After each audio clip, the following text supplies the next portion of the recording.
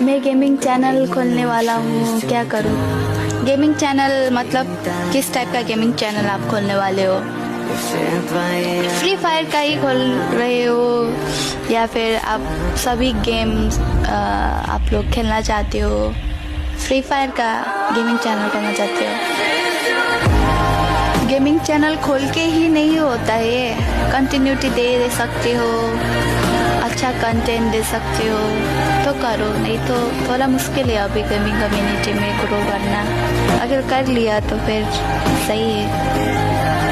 मैं तो बोलती हूँ सारा गेम खेलो, पहले से अपना लोगों को जो भी आपको सपोर्ट करते हैं उनको आप लेके जाओ साथ में, से सब गेम खेलो, चिट चैट करो, बातें करो, आपके साथ ज़्यादा घुल मिल होना चाहिए हो जो भी आपको देखेंगे वो लोग।